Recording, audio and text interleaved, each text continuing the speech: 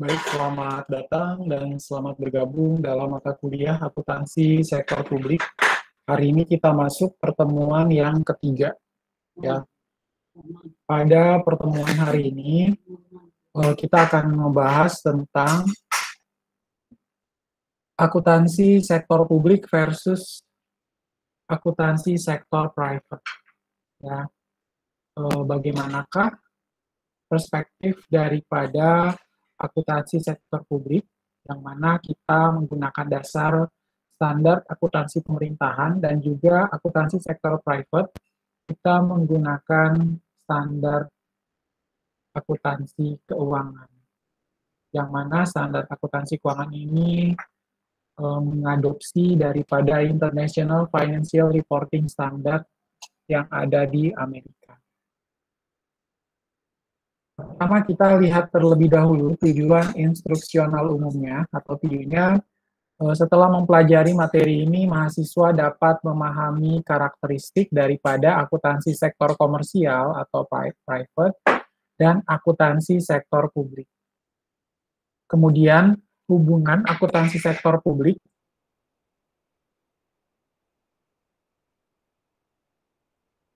terhadap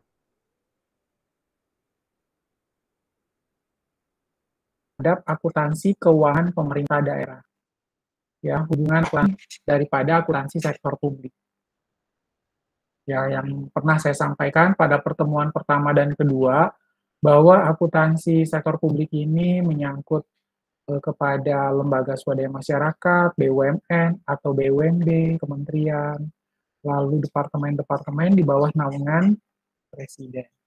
Dan juga termasuk ada pemerintahan provinsi yang dipimpin oleh gubernur, lalu di bawah gubernur itu ada bupati, wali kota, kecamatan, kelurahan, dan lain sebagainya, yang mana mereka tetap harus menyajikan laporan keuangan menurut versi standar akuntansi pemerintahan. Ya, seperti itu. Nah, kemudian kalau kita sudah mengetahui tujuan instruksi umumnya, sekarang kita lihat seperti apakah tujuan instruksional khususnya. Ya, di mana setelah mempelajari materi ini, peserta didik, mahasiswa akan dapat memahami pengertian akuntansi secara umum. Ya, bagaimanakah akuntansi secara umum, kemudian memahami pengertian akuntansi sektor publik, lalu memahami perbedaan akuntansi sektor publik, memahami perbedaan akuntansi sektor komersial atau private dan akuntansi sektor publik. Lalu yang keempat, yaitu memahami persamaan akuntansi sektor komersial. Ya, kalau tadi sudah ada perbedaannya, berarti sekarang persamaannya. Ya, persamaan akuntansi sektor komersial dan akuntansi sektor publik. Lalu kita lihat setelah mendapatkan perbedaan persamaan, maka kita akan berusaha memahami hubungan akuntansi dan juga akuntansi keuangan pemerintahan daerah. Ya, cukup jelas ya, itu adalah tujuan instruksional khususnya. Nah, sekarang kita lanjutkan kepada materinya.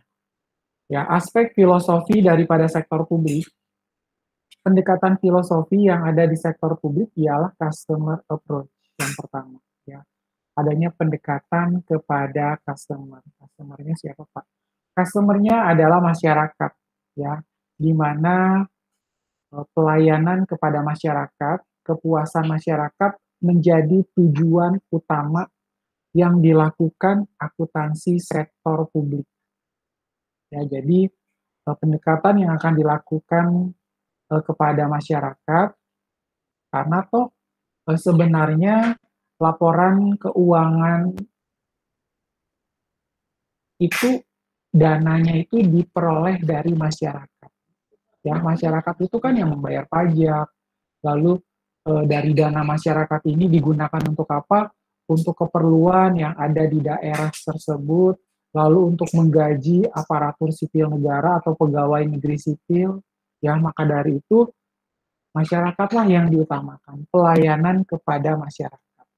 Lalu market konsep, ya, konsep daripada pasar, ya. Kalau kita bicara konsep pasar ini maksudnya kayak gimana, Pak? Misalnya di sebuah kelurahan, ya di dalam kelurahan ini berarti kita bisa sebut dengan desa ya, kalau kelurahan itu adalah pedesaan kalau di desa di daerah. Nah, berarti konsep yang akan kita jalankan berkaitan dengan market konsep ini bahwa dana yang dialokasikan dari negara atau dari pimpinan pusat kepada masing-masing provinsi nanti akan dibawa ke bawah perangkat ke bawah perangkat turunan daripada gubernur ya. Yang tadi sudah saya sampaikan ada bupati, wali kota, kecamatan, kelurahan ya, bahkan nanti disampaikan kepada RT RW di mana masing-masing bagian ini, masing-masing perangkat ini akan mendapatkan dana. Lalu dana tersebut tujuannya buat apa Pak kalau di kelurahan atau di pedesaan tadi? Ya dana tersebut nanti akan digunakan dalam rangka merayakan 17 Agustus. Kita perlu memperbaiki gapura di jalanan, lalu memasang bendera warna-warni ya, biasanya menjelang 17 Agustusan atau perayaan 17 Agustusan bersama dengan warga. Ya, jadi pangsa pasarnya itu adalah warga juga, masyarakat juga. Yaitu adalah market concept. Lalu individualism dan self reliance ya. Di sini memang masyarakat masyarakat itu kan sebenarnya terdiri dari individu-individu ya, yang mana masing-masing individu ini sebenarnya punya harapan juga dong ketika dana mereka diserap dan nantinya ditujukan atau dibayarkan kepada negara, mereka memiliki keinginan dari masing-masing individu tersebut untuk apa? Untuk memperoleh yang namanya pelayanan yang maksimal. Ya, pelayanan maksimal itu misalnya ketika masyarakat mau mengurus surat pindah atau surat domisili dari satu daerah ke daerah yang lain atau dari satu kecamatan menuju kecamatan yang lain. Kebetulan warga tersebut setelah menikah dia harus pindah kecamatan, katakanlah demikian. Nah, tentunya dia ingin mendapatkan pelayanan yang baik. Apakah ketika sampai kita harus mengurus surat-surat di RT RW itu dipermudah? Atau jangan-jangan ketika melakukan pengurusan dokumen-dokumen tersebut kita masih harus memberikan money under table, ya. Apakah praktek-praktek seperti ini masih dijalankan di masyarakat? Ketika kita mau mengurus surat-surat yang kita rasa sangat penting, harus mengurus kepindahan karena kita juga misalnya mau bekerja, terus kita dipersulit karena apa? Susah setiap kali saya mengurus ke pengurus RT RW misalnya, saya harus memberikan money under table. Ya, itu sebenarnya uang yang tidak resmi yang harus kita bayarkan karena kenapa? Oknum daripada RT RW ini tidak bertanggung jawab, mengharuskan kita memberikan uang. Ya, kalau misalnya dananya misalnya diharapkan dari warga itu dalam bentuk sukarela, is oke. Tapi kalau misalnya pengurus RT RW ini menetapkan biaya, ini kalau kamu mau urus ini melalui saya biayanya adalah 25.000. Nah, ini kan berarti tidak benar ya. Prinsip untuk menghilangkan atau menghapuskan praktek korupsi, kolusi, dan nepotisme seperti yang telah kita bahas di awal, bahwa reformasi yang telah dijalankan di dalam organisasi sektor publik ini ternyata belum semuanya bisa dimanifestasikan atau diimplementasikan kepada seluruh daerah-daerah bahkan perangkat-perangkat yang ada di bawahnya.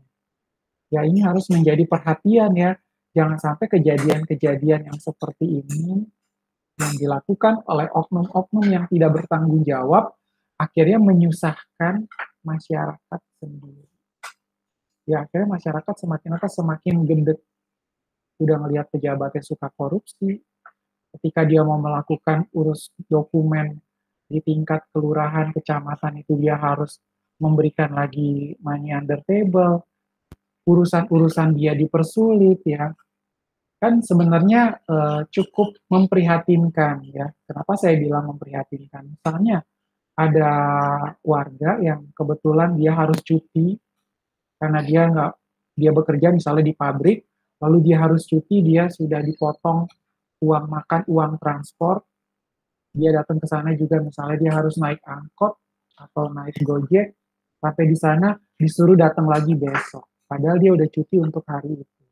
Ya kejadian-kejadian yang seperti ini itu yang harus kita perhatikan ya.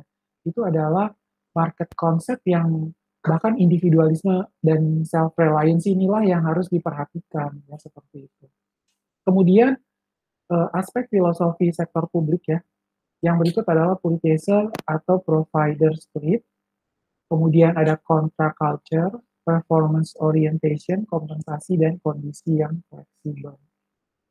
Ya, berkaitan dengan purchaser atau provider split ini berkaitan dengan pengadaan barang-barang di lingkup institusi kelembagaan pemerintahan.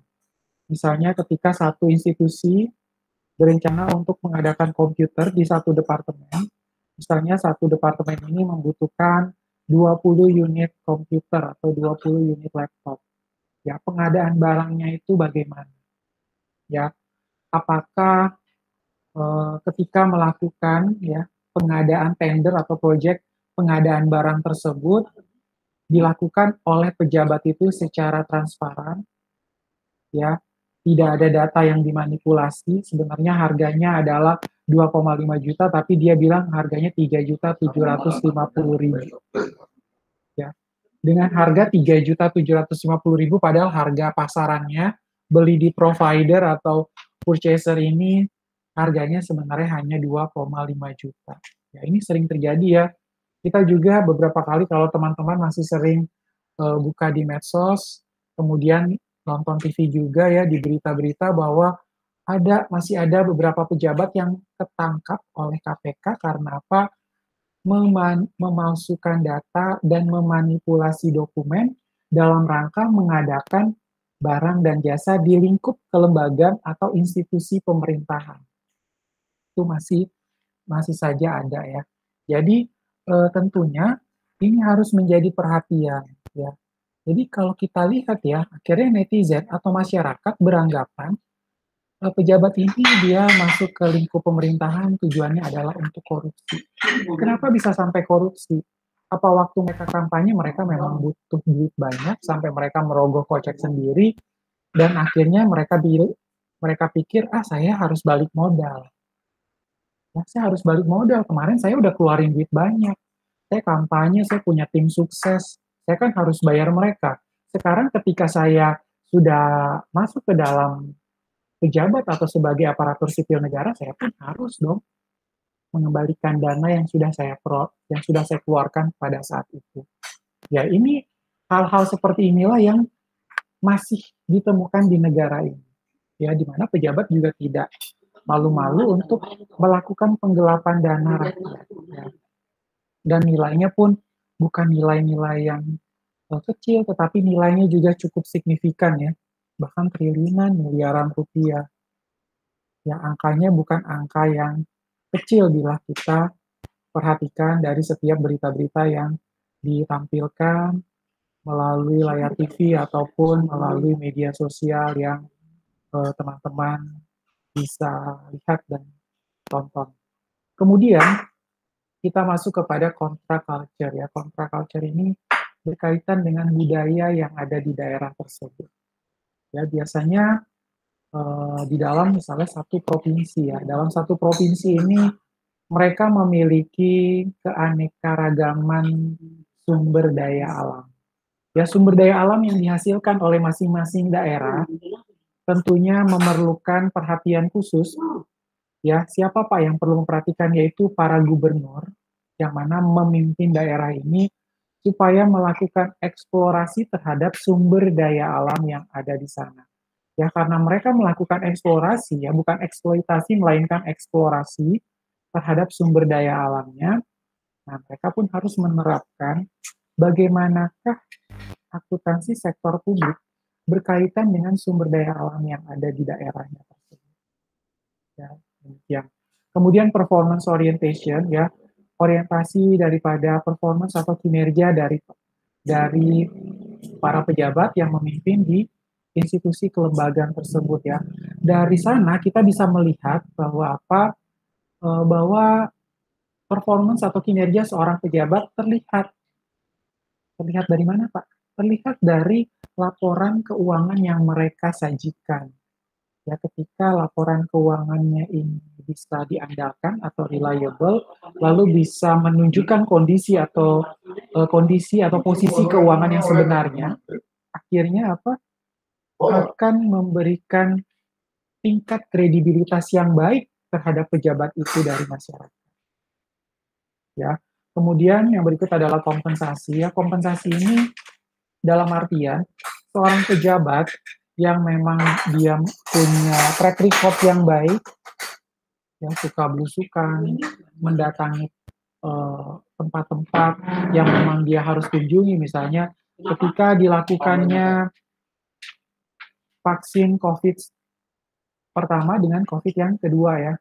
Nah, pada saat itu pejabat datang, belusukan dan menghadiri bagaimana situasinya, apakah kondusif atau rakyatnya tidak mau antri atau warganya tidak mau antri dan lain sebagainya. Nah, itu kan bisa dilihat ya bahwa warga menganggap pejabat ini memiliki track record yang baik.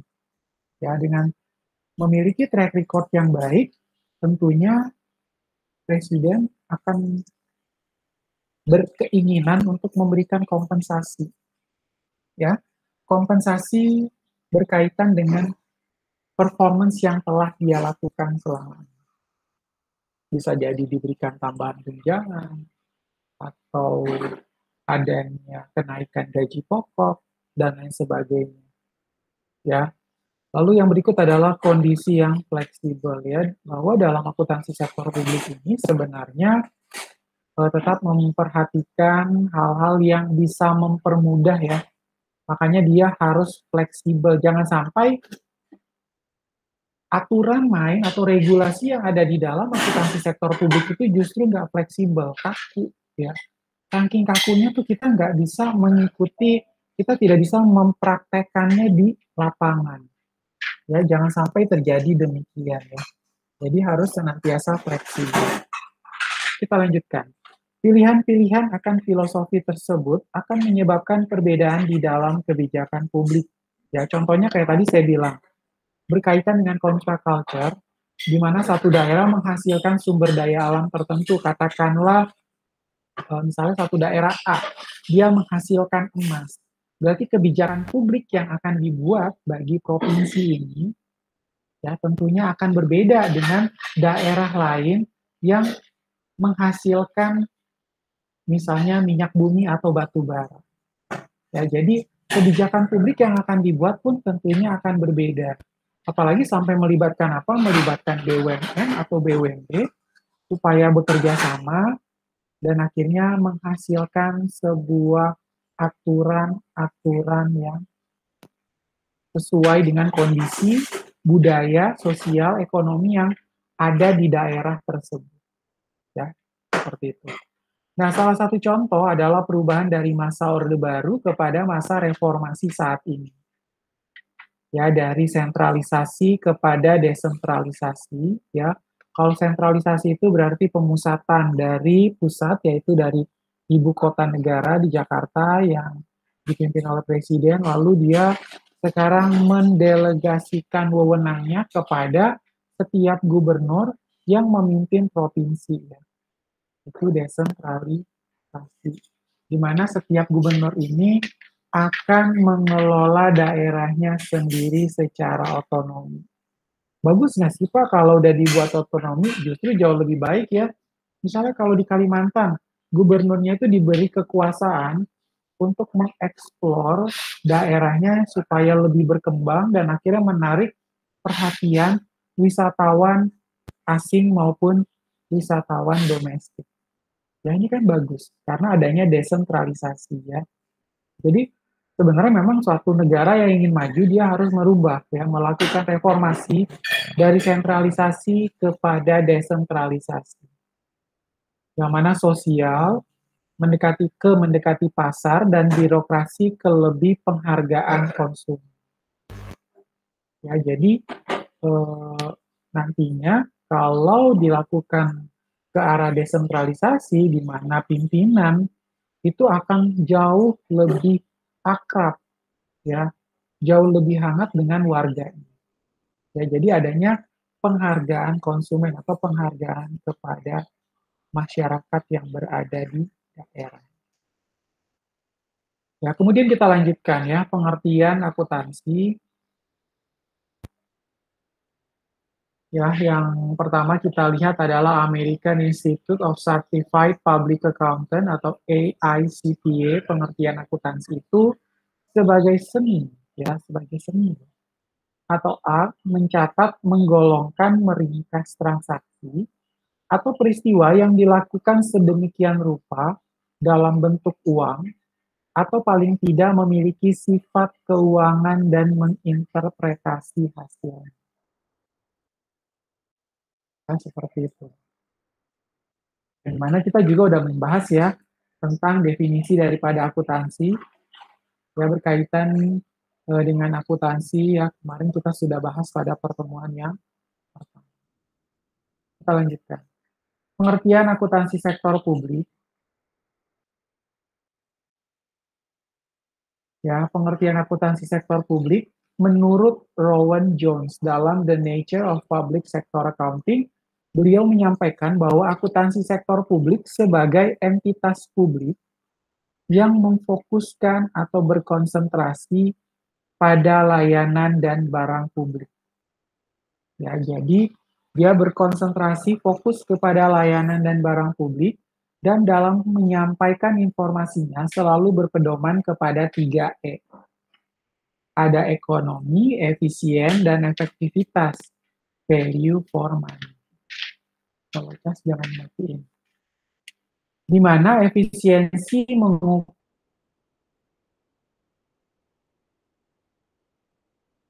pada rasio antara output terhadap input. Ya, di sini melakukan efisiensi mengukur rasio perbandingan bagaimana dengan outputnya terhadap input yang telah dilakukan. Ya, jadi jangan mentang-mentang di dalam akuntansi sektor publik ini notabene dia merupakan organisasi nilaba sehingga dia nggak peduli dengan hal yang demikian ya. Dia tetap harus fokus. Outputnya seperti ini, oh ternyata inputnya juga bagus, makanya outputnya maksimal. Tapi kalau inputannya sendiri juga nggak baik, ya contohnya ya, sumber daya manusianya itu tidak kompeten, pasti outputnya pun akan tidak maksimal. Ya, jadi harus ada rasio antara output terhadap input. Ya, efektif mengacu pada sukses atau keberhasilan aktivitas. Sangat tepat ya kalimat ini ya. Jadi kalau dia mau sukses, tentunya dia harus melihat pada output, melihat pada inputnya. Ya, kalau inputnya sendiri baik, tentu outputnya pun bisa lebih maksimal. Kemudian output, baru yang ketiga adalah ekonomi mengacu pada input. Ya, berarti inputannya itu juga harus diperhatikan. Kita lanjutkan. Ya, dalam Henley ya, dalam buku yang disampaikan oleh Henley, Public Sector Accounting and Financial Control menyatakan akuntansi sektor publik itu sebagai akuntansi yang berkepentingan pada pengelolaan organisasi sektor publik. Ya, akuntansi yang berkepentingan pada pengelolaan organisasi sektor publik yang bertumpu pada masalah peningkatan kinerja. Pengelolaan organisasi sektor publik yang bertumpu pada masalah peningkatan kinerja, ya peningkatan kinerja siapa Pak? Peningkatan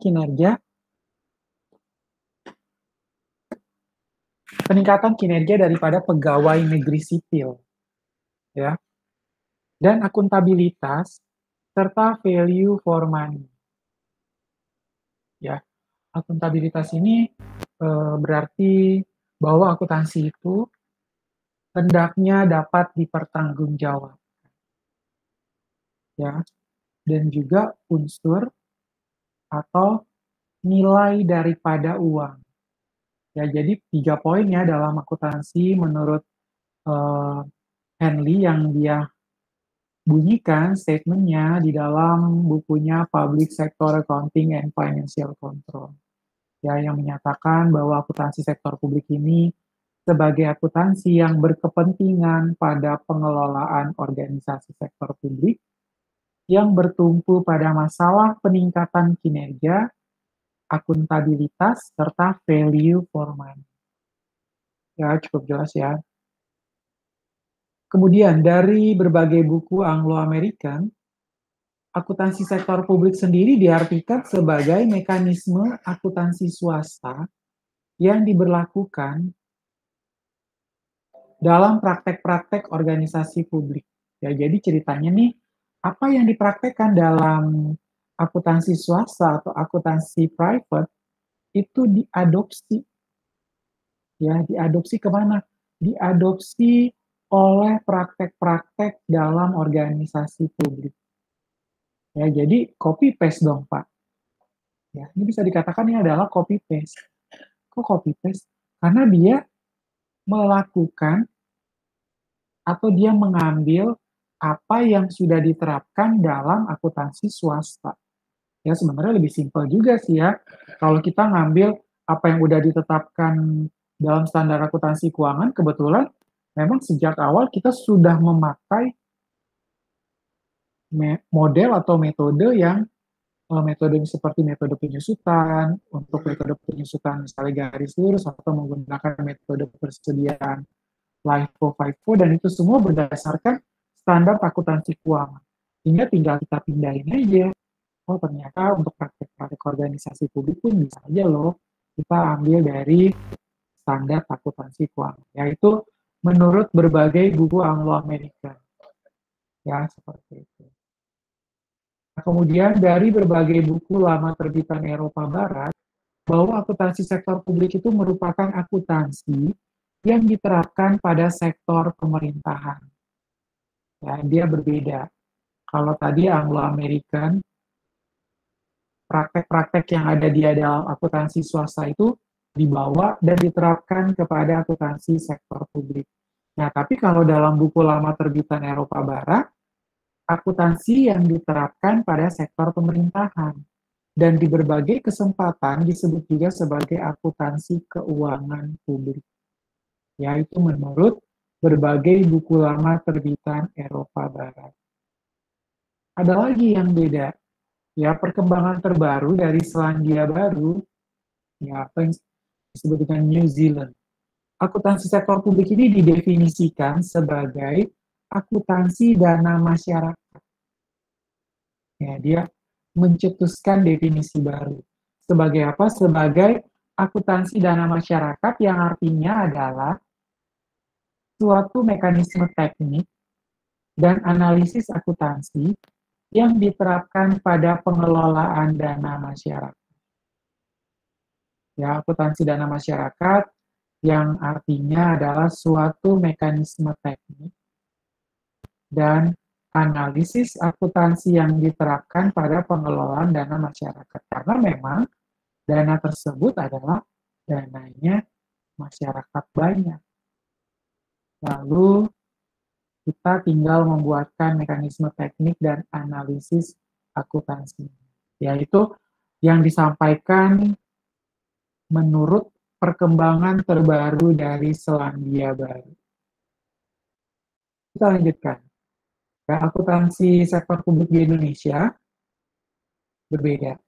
Ya, di mana ASP di Indonesia dapat didefinisikan ya sebagai mekanisme teknik dan analisis akuntansi yang diterapkan pada pengelolaan dana masyarakat di lembaga-lembaga tinggi negara dan departemen-departemen di bawahnya seperti pemerintah daerah, badan urusan milik negara, badan urusan milik daerah, lembaga swadaya masyarakat, dan yayasan sosial, maupun pada proyek-proyek kerjasama sektor publik dan swasta. Ya, ini disampaikan oleh Bastian di tahun 2001.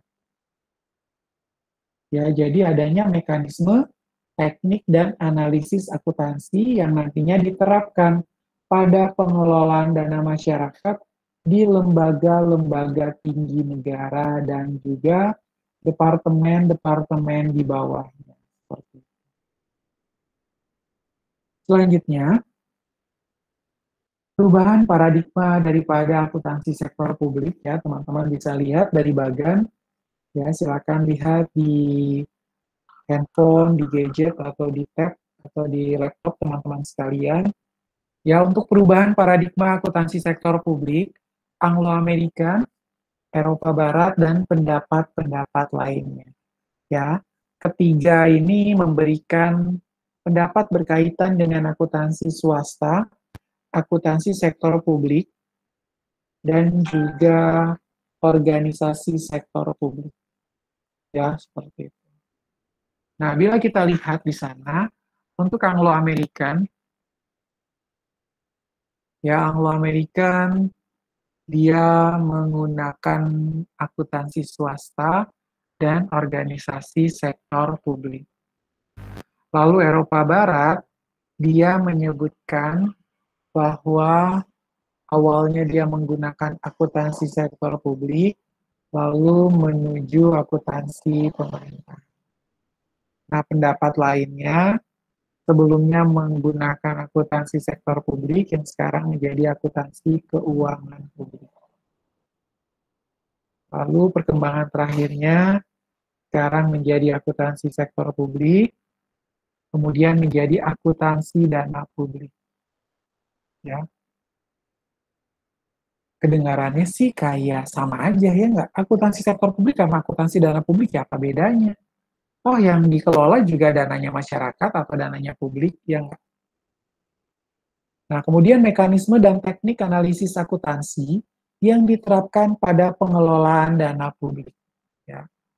Mekanisme dan teknik analisis akuntansi yang diterapkan pada pengelolaan dana publik, yaitu definisi daripada akuntansi sektor publik.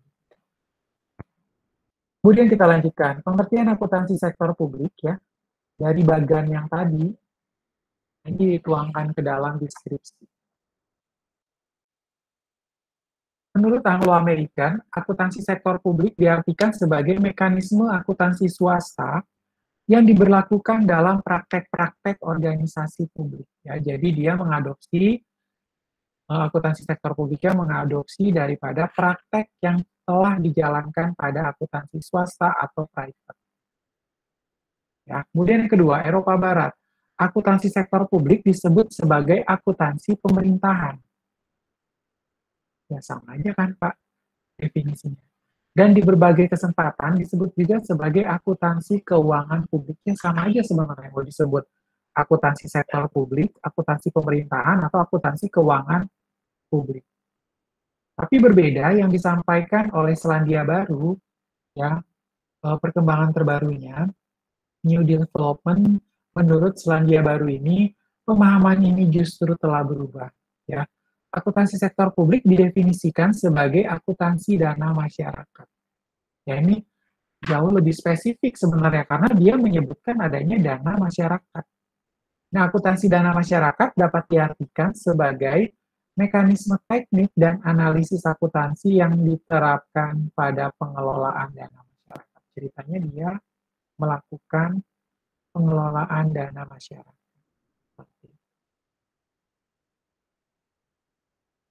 Nah, selanjutnya adalah perbedaan umum akuntansi sektor publik dan swasta ya. Kita lihat bersama di dalam bagannya bahwa kita akan lihat dari tujuan organisasi. Kalau di sektor publik, itu motifnya non-profit atau nirlaba. Kalau di swasta, motifnya adalah profit atau laba. Dari sektor sumber pendanaan, sektor publik itu sumber pendanaannya terdiri dari pajak, retribusi. Retribusi itu kayak apa, Pak? Retribusi itu kayak parkir ya. Misalnya teman-teman ke lingkup pemerintahan, lalu ada parkir resmi ya, bukan parkir pauga ya. Parkir resmi yang mengharuskan kita bayar karcis atas parkir tersebut. Ya, lalu kita dikasih kembali karcis parkirnya ya, sebagai bukti bahwa memang kita datang ke satu lingkup atau wilayah pemerintahan. Lalu ada utang, obligasi pemerintah atau utang pemerintah dalam bentuk surat ya. Kemudian ada laba BUMN atau BUMD, penjualan aset negara, dan lain sebagainya. Yaitu dari sektor publik. Nah, untuk swasta, sumber pendanaannya ada pembiayaan internal, modal sendiri laba ditahan, penjualan aktiva. Ya, jadi ada modal sendiri laba ditahan, penjualan aktiva. Lalu ada pembiayaan eksternal, terdiri dari utang bank, obligasi, penerbitan saham. Ya. Nah, yang berikut, pertanggungjawaban. Kalau pertanggungjawaban, menurut versi sektor publik, pertanggungjawabannya kepada masyarakat atau publik serta parlemen, yaitu DPR atau MPR. Ya, jadi kalau pemerintahan ini biasanya dia harus mempertanggungjawabkannya kepada BPK, lalu hasil laporan keuangan yang telah dipertanggungjawabkan tersebut kepada BPK diperiksa oleh Presiden, baru setelah itu akan disampaikan kepada parlemen, yaitu Dewan Perwakilan Rakyat maupun Majelis Permusyawaratan Rakyat. Kemudian pertanggungjawaban swasta, itu pertanggungjawabannya kepada pemegang saham dan juga kreditur.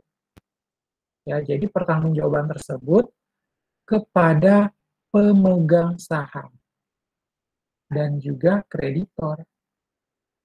Karena mereka yang memiliki kepentingan. Karena itu adalah uang mereka, karena mereka yang invest. Ya.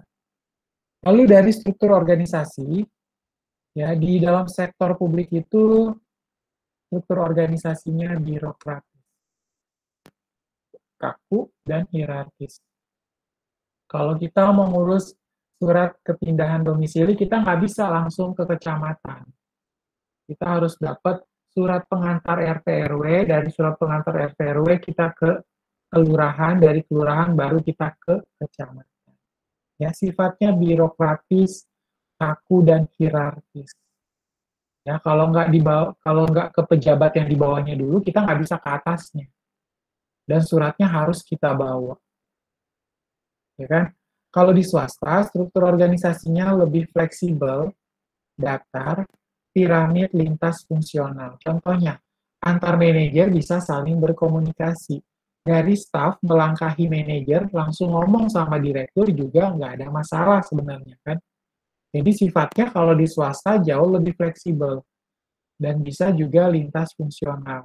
Antar manajer, manajer purchasing bisa say hello atau menyampaikan pendapatnya kepada manajer accounting atau ke manajer marketing dan seterusnya. Lalu kalau di sektor publik, karakteristik anggaran terbuka untuk umum. Ya, kalau di sektor publik di pemerintahan itu pada saat membuat budgeting atau anggaran, misalnya dalam rangka pengadaan barang dan jasa di sebuah institusi atau kelembagaan, itu harus disampaikan kepada masyarakat.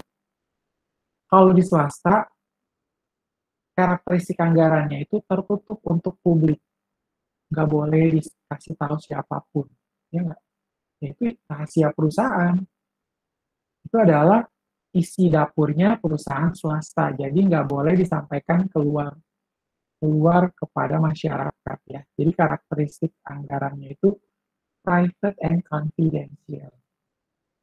Ya. Lalu kalau di sektor publik, sistem akuntansinya itu cash accounting ya. Atau cash basis. Kalau di swasta sifatnya adalah accrual basis. Tapi kemarin saya sampaikan di dalam sektor publik itu dia memodifikasi antara apa? Antara cash dan juga accrual basis. Jadi cash and accrual basis itu dimodifikasi. Ya, karena memang tuntutan zaman atau tantangan zaman di mana akuntansi sektor publik harus melakukan modifikasi terhadap metode atau pendekatan yang akan mereka. Kita lanjutkan. Ya, bagaimana sih Pak perkembangan akuntansi sektor publik itu?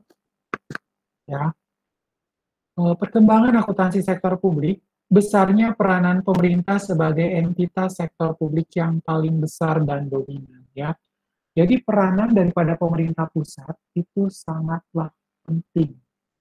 Ya, regulasi peraturan yang dibuat terhadap akuntansi sektor publik ini sangatlah harus diperhatikan dengan seksama. Salah dalam membuat regulasi atau peraturan tentunya akan berdampak pada kerugian masyarakat. Undang-undangnya sendiri lemah, ya, tidak ada yang misalnya menyikapi terhadap kejahatan atau kriminalitas berkaitan dengan fraud, penyimpangan atau penggelapan dana rakyat yang misalnya sudah sangat merugikan masyarakat. Kalau di negara lain mungkin untuk melakukan hukuman mati terhadap pejabat yang ketahuan korupsi, tapi apakah di Indonesia dilakukan kan? Tidak.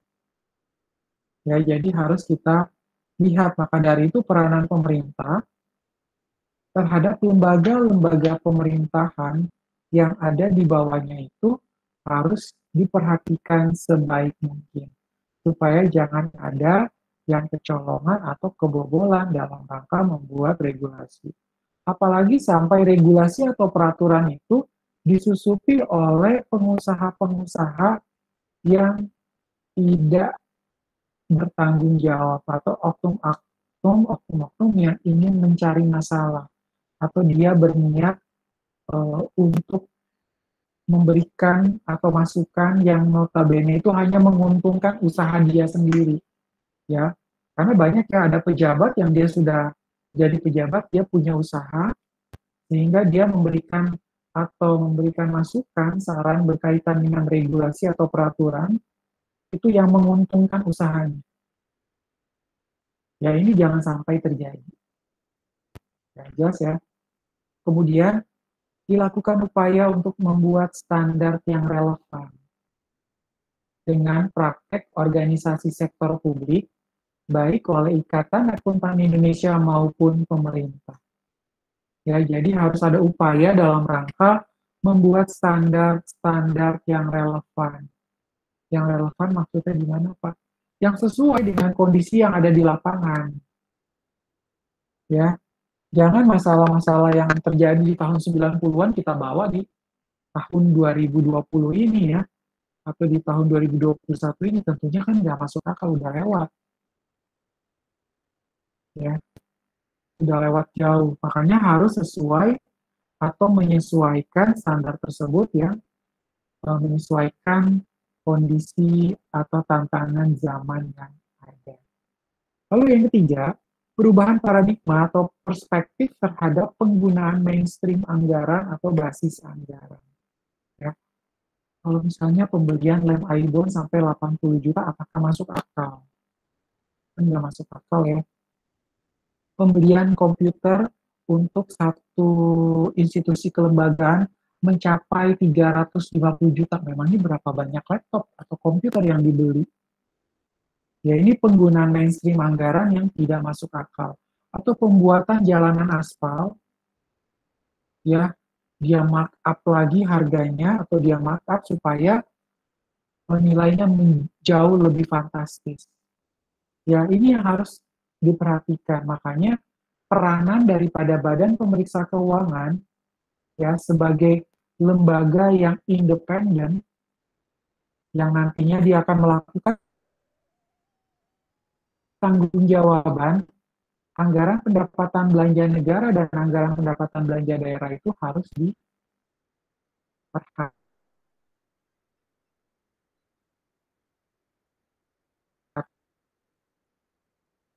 menyeluruh ya.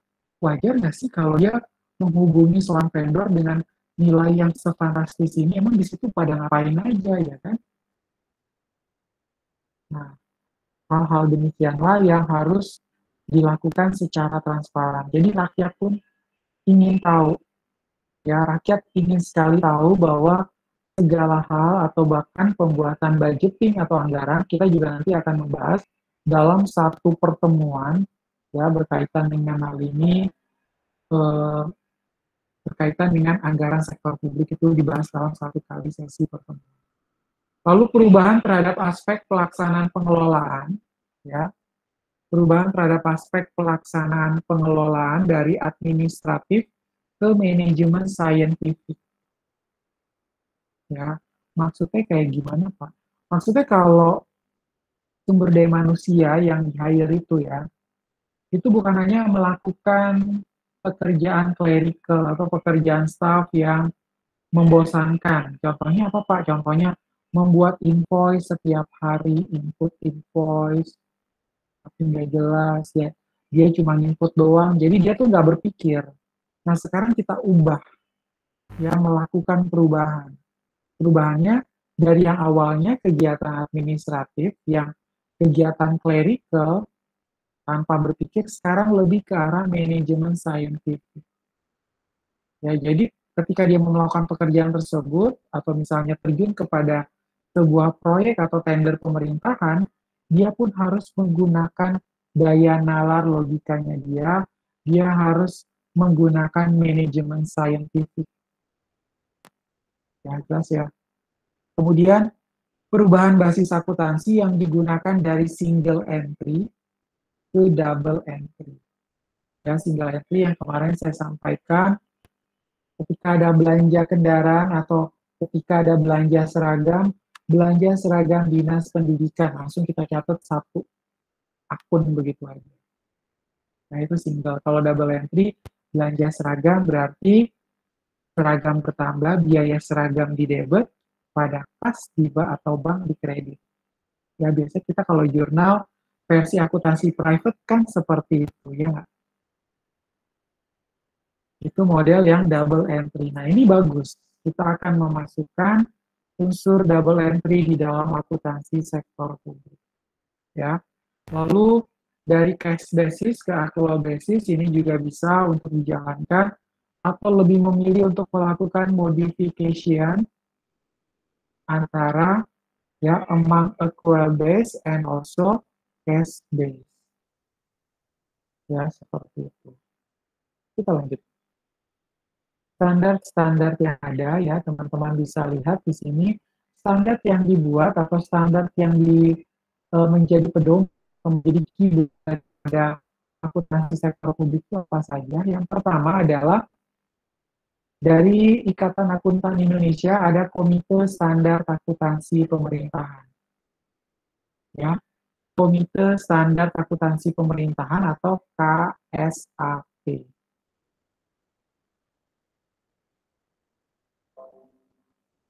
Kemudian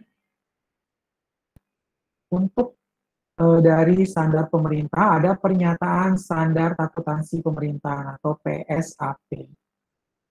Selanjutnya ada IPAC, yaitu International Public Sector Accounting Standard atau IPSAS. International Public Sector Accounting Standard.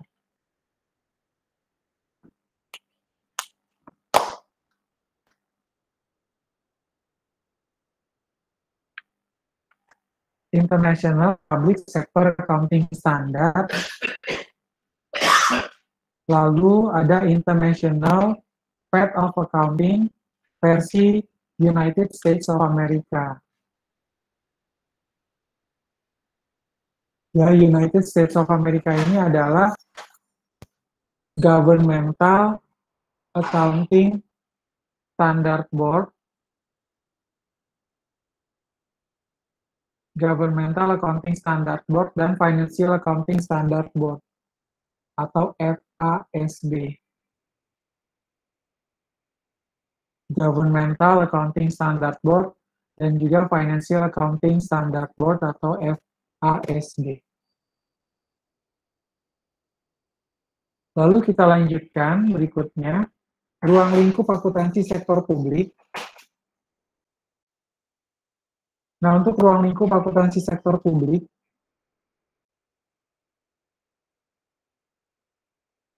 pertama ada pemerintahan, pusat dan daerah, lalu ada badan usaha milik negara, BUMN atau BUMD, selanjutnya adalah yayasan, setelah yayasan ada organisasi politik, ya. Organisasi politik apa, Pak? Organisasi politik yang dimaksud di sini adalah organisasi yang mana tidak melanggar dasar negara Indonesia, atau dia tidak membuat atau dia bukan merupakan organisasi ekstrim yang membahayakan keutuhan negara Indonesia. Ya, hati-hati ya di sini ya. Organisasi politik di sini adalah organisasi yang tunduk kepada dasar negara Indonesia yaitu Pancasila. Itu yang harus menjadi memang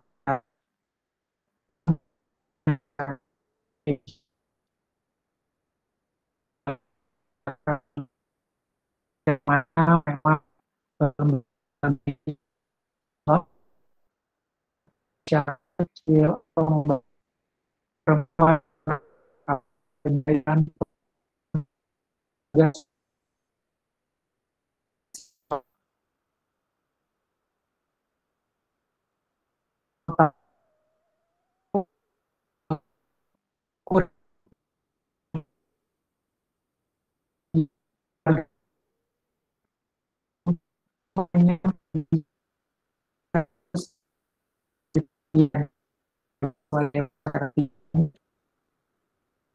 tumbuh berkembang di negara Indonesia. Lalu ada universitas yang adalah universitas di bawah naungan pemerintah. Kemudian ada tempat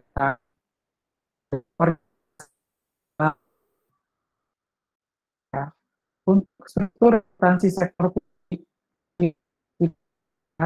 teman-teman, ini kemarin juga sudah pernah dijelaskan ya struktur akuntansi. Pertama kita lihat dari akuntansi. Akuntansi sendiri sifatnya masih lebih umum ya. Kalau kita bicara akuntansi, akuntansi apa nih? Kita kan harus tahu.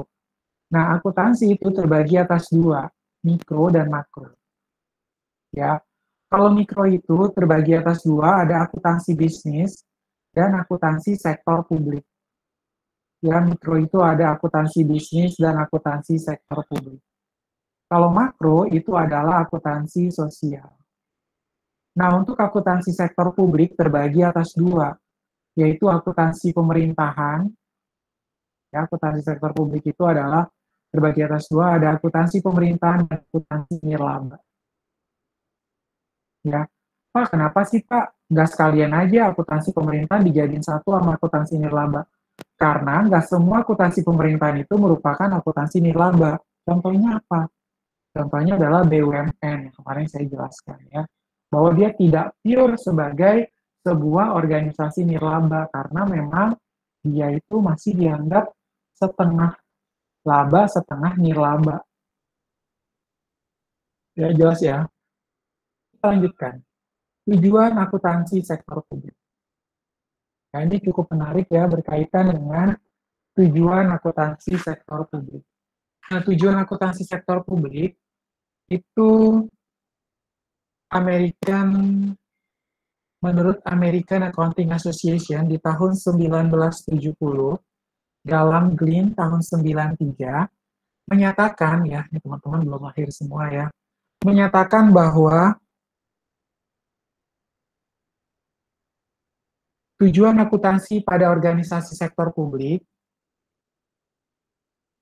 ya, tujuan akuntansi pada organisasi sektor publik adalah untuk memberikan informasi yang diperlukan untuk mengelola secara tepat, efisiensi, dan ekonomis atas suatu operasi dan alokasi sumber daya yang dipercayakan kepada organisasi. Ya, tujuan ini terkait dengan pengendalian manajemen atau manajemen kontrol. Ya, jadi memberikan informasi yang diperlukan untuk mengelola secara tepat, efisien, dan ekonomis. Ya, bisa nggak sih Pak memberikan informasi yang model seperti itu harus tepat, efisien, dan ekonomis atas suatu operasi atau alokasi sumber daya? Ya, karena tujuan ini terkait dengan pengendalian manajemen atau manajemen kontrol seperti itu.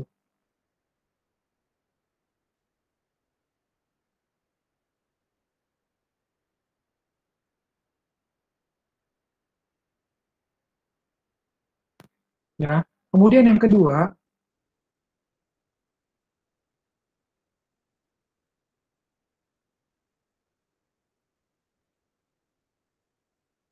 yang kedua, memberikan informasi yang memungkinkan bagi manajer untuk melaporkan pelaksanaan tanggung jawab, mengelola secara tepat dan efektif program, dan penggunaan sumber daya yang menjadi wewenangnya, dan memungkinkan bagi pegawai pemerintah untuk melaporkan kepada publik atas hasil operasi pemerintah dan penggunaan dana publik. Nah, ini yang ditunggu-tunggu oleh siapa? Oleh masyarakat. Ya enggak? Karena ketika memberikan informasi yang memungkinkan bagi kepala yang ada dalam institusi kelembagaan tersebut, di mana dia harus melaporkan pelaksanaan tanggung jawab atas anggaran pendapatan belanja negara dan anggaran pendapatan belanja daerah yang mana menjadi wewenangnya dan memungkinkan bagi pegawai pemerintah untuk melaporkannya kembali kepada publik atas hasil operasi pemerintah dan penggunaan dana publik. Nah, tujuan ini terkait dengan akuntabilitas yang mana sudah saya jelaskan dari tadi ya, berkali-kali saya juga menyebutkan tentang akuntabilitas. Ya, pengelolaan secara baik yang dapat dipertanggungjawabkan. Kemudian kita lanjutkan perbedaan teknis akuntansi sektor publik dan swasta. Ya, kita lihat dari beberapa poin. Yang pertama yaitu jurnal anggaran, lalu menggunakan basis accounting ya, basisnya itu apa? Accrual basis atau cash basis. Ya, kalau dulu pemerintah adalah cash basis, sekarang mau merubah menjadi accrual basis, lalu ada beberapa organisasi juga yang memodifikasi antara cash dan accrual basis. Lalu ada teknik pembukuan, ada laporan keuangan, kemudian ada indikator kinerja, dan juga ada pertanggungjawaban. Ya, jadi ada jurnal anggaran, basis akuntansi, teknik pembukuan, laporan keuangan, indikator kinerja, dan pertanggungjawaban. Kemudian dalam jurnal anggaran pertama, untuk versinya sektor swasta, jurnal standar, ya jurnal umum kalau kita biasa sebut. Nah, tidak ada jurnal anggaran kalau di dalam swasta. Tidak ada jurnal apropriasi atau jurnal anggaran belanja, dan tidak ada jurnal korolari. Jurnal yang dibuat untuk mengakui rekening-rekening neraca yang timbul akibat transaksi rekening-rekening anggaran pendapatan dan belanja daerah. Ya, jadi kalau dalam swasta itu hanya sebutannya jurnal umum. Ya, jurnal umum atau jurnal khusus. Kalau jurnal khusus kayak apa, Pak? Jurnal penerimaan kas, jurnal pembelian, jurnal pengeluaran kas, yaitu jurnal khusus. Kalau jurnal umum yang biasa ya, jurnal umum misalnya penyetoran, adanya setoran modal, kas bertambah pada modal di kredit, modal bertambah saldo normal di kredit. Nah, dia tidak ada yang namanya jurnal apropriasi atau jurnal anggaran belanja. Dan juga tidak ada jurnal korolari. Ya, yang mana jurnal yang dibuat tersebut untuk mengakui rekening-rekening neraca yang timbul akibat transaksi rekening APBD. Kita lanjutkan. Untuk publik, adanya jurnal anggaran. Ya, lalu ada jurnal apropriasi dan juga jurnal korolari. Tambah lagi dia membuat jurnal allotment, yaitu jurnal otorisasi kredit anggaran. Untuk melakukan kredit anggaran juga harus ada jurnal otorisasi ya. Nggak sembarangan boleh membuat anggaran, lalu dia harus di-approve, harus diotorisasi oleh pejabat yang berwenang atau kepala yang memang ditunjuk ya. Nah, kita lihat contoh jurnal anggaran, teman-teman silakan perhatikan yang ada di layar handphone atau layar laptop gadget kalian ini. Contoh jurnal anggaran, pertama adalah jurnal estimasi ya. Di debit, estimasi pendapatan, debit pada surplus atau defisit. Kalau kita adanya pendapatan selalu ada di kredit. Ya, di sini untuk membuat jurnal anggaran, ya, jurnal estimasi yang pertama ini dia membuat estimasi pendapatan dia taruh di debit. Lalu lawan transaksinya adalah surplus atau defisit. Untuk jurnal apropriasi, surplus di debit pada apropriasi belanja.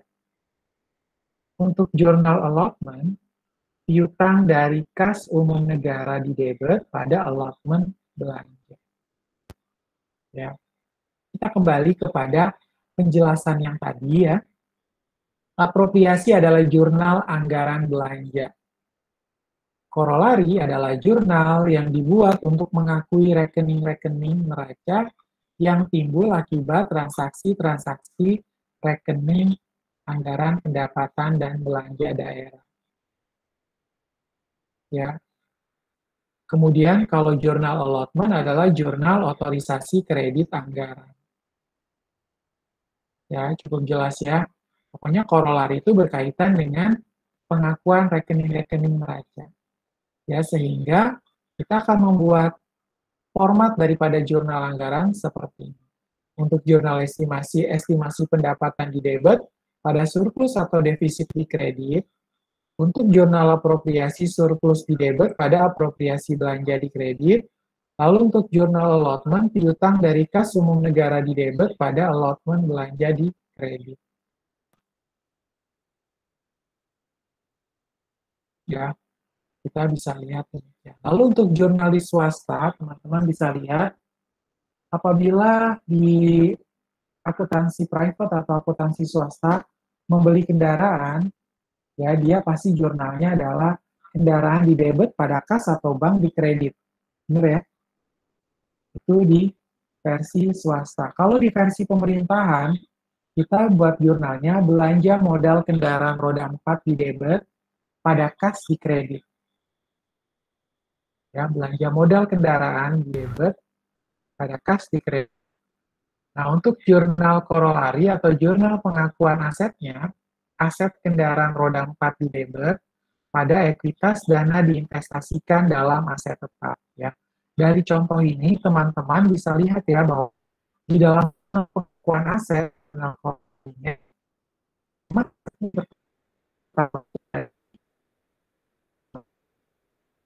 kurang adalah modalnya dia, yaitu ekuitas dananya dia ya. Ekuitas dana diinvestasikan dalam aset tetap. Jadi memang ekuitas dana ini khusus dialokasikan untuk membuat aset tetap atau aktiva tetap. Seperti itu. Kita lanjutkan, basis akuntansi ya. Tema ini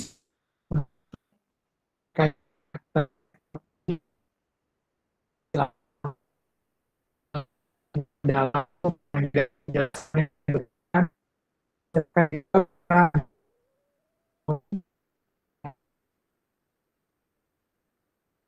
silakan dibahas.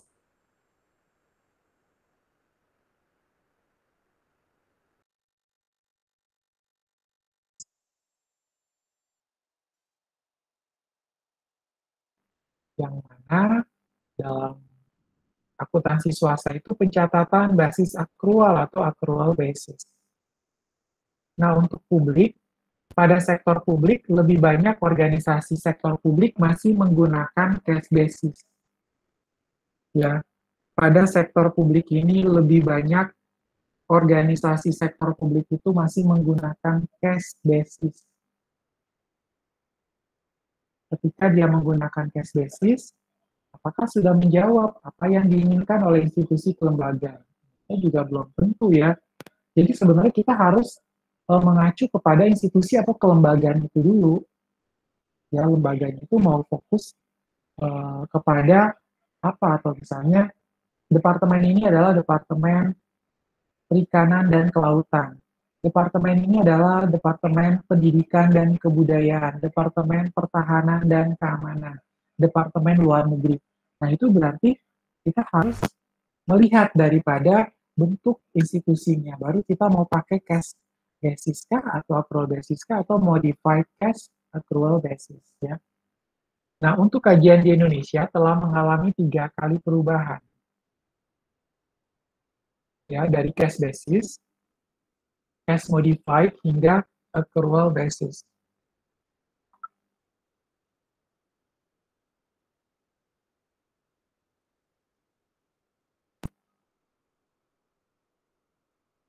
Ya, kemudian kita lanjutkan.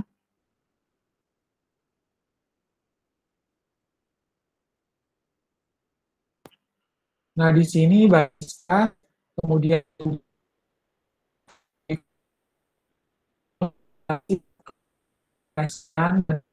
lagi pada basis kita lihat di dari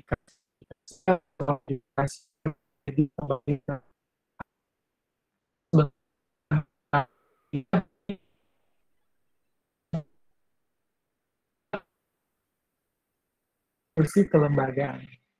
Jelas itu bahwa kalau swasta menggunakan basis akrual, kalau di publik menggunakan basis kas. Tapi juga kalau kita lihat ya kayak gini nih, mengalami perubahan demi perubahan. Nah, untuk teknik pembukuannya, pertama ada swasta, secara umum telah menggunakan sistem pencatatan pembukuan berpasangan atau double entry bookkeeping. Tadi saya sudah jelaskan ya, ada debit, ada kredit. Pembayaran gaji, biaya gaji pada kas. Jurnal penyesuaian pembayaran gaji di akhir Desember.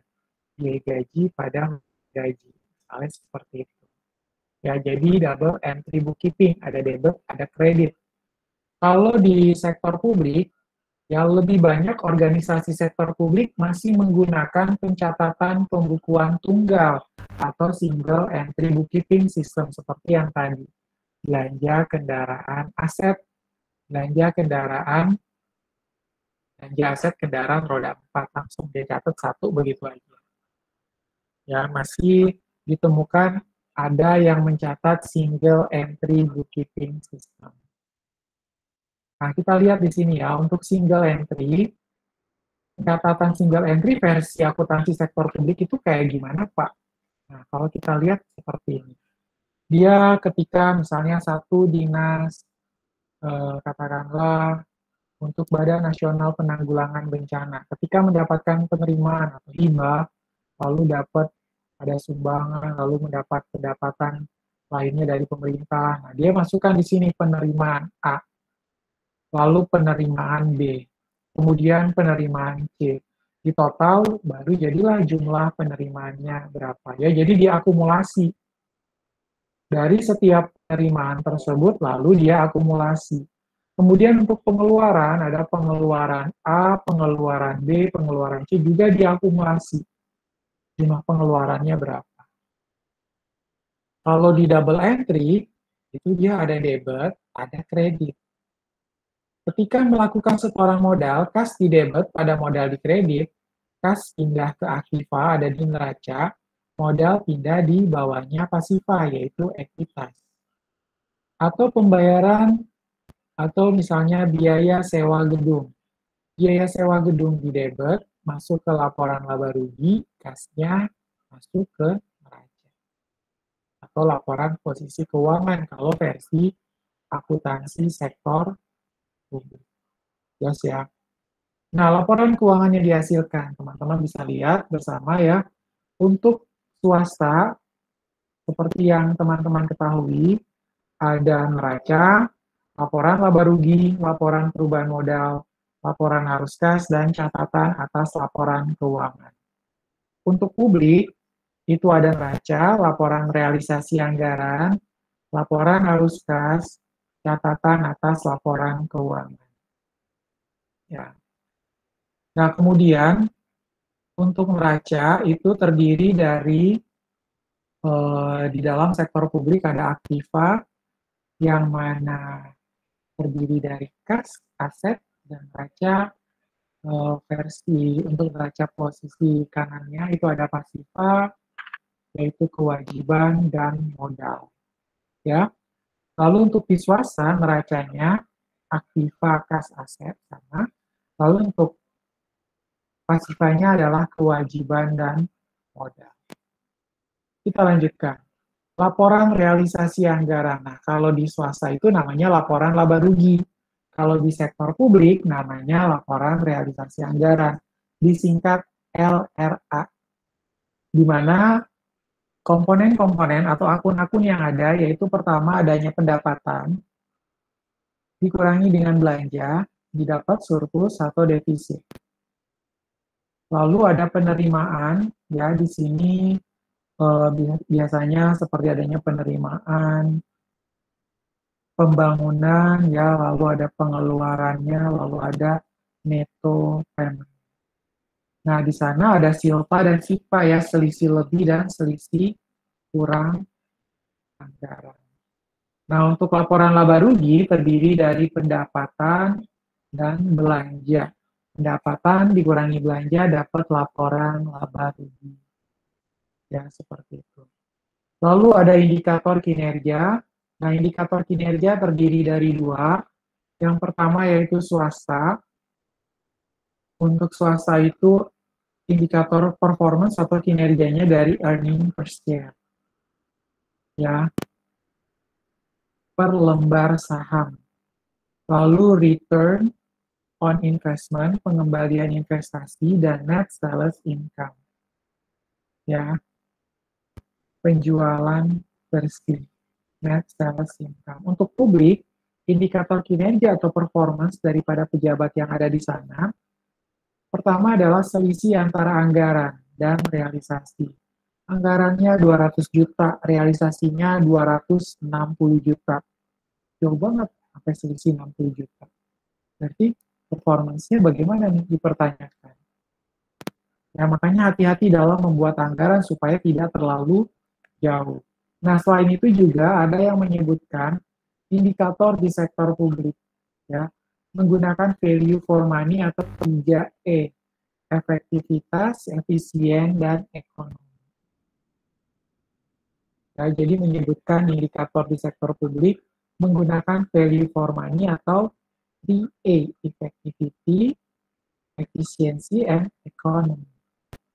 Lalu pertanggungjawaban dari versi swasta, itu pertanggungjawabannya dari Rapat Umum Pemegang Saham atau RUPS.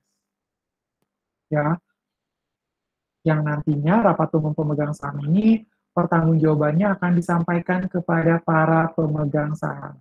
Kalau di publik itu adalah laporan pertanggungjawaban. Laporan pertanggungjawaban apa, Pak? Pertanggungjawaban APBN dan APBD. Nanti akan dipertanggungjawabkan kepada Dewan Perwakilan Rakyat atau Dewan Perwakilan Daerah. Lalu persamaan. Ya, untuk persamaannya ini, satu, laporan yang dihasilkan kedua organisasi ini utama yaitu neraca dan laporan arus kas. Nah, untuk entitas akuntansi dan pelaporan, organisasi swasta mengenal apa yang dimaksud dengan entitas pelaporan dan akuntansi. Dan basis manajemen pengelolaan keuangan kedua organisasi sudah menggunakan basis manajemen saintifik dan sudah meninggalkan pola pengelolaan yang tradisional. Ya, seperti itu. Nah, kedua organisasi mengarah pada kecenderungan penggunaan basis akuntansi yang sama, yakni menuju pada basis aktual. Karena awalnya dulu menggunakan cash basis, tapi sekarang sama-sama ingin menuju pada basis accrual atau accrual base. Dan yang terakhir ya, di slide yang terakhir hubungan akuntansi sektor publik dengan akuntansi pemerintahan dan akuntansi keuangan pemerintah daerah. Teman-teman bisa lihat di sana bahwa tadi kita sudah lihat ya diagram bagian ini, akuntansi terbagi atas dua, yaitu mikro dan makro, di mana mikro itu terbagi lagi atas dua, akuntansi bisnis dan akuntansi sektor publik. Ya, lalu makronya adalah akuntansi sosial.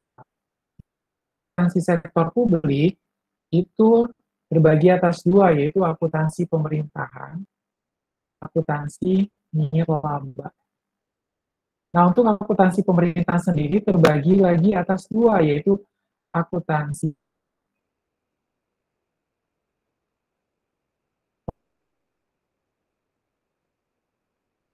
pusat.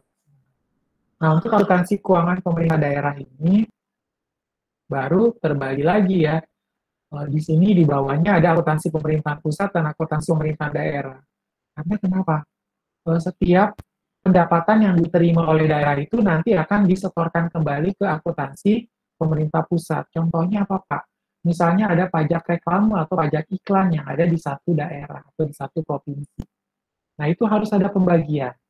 Misalnya 80% untuk provinsi yang bersangkutan, 20% disetorkan kepada pusat. Ya, makanya kenapa akuntansi keuangan pemerintah daerah terbagi atas dua, yaitu akuntansi pemerintah pusat dan akuntansi pemerintah.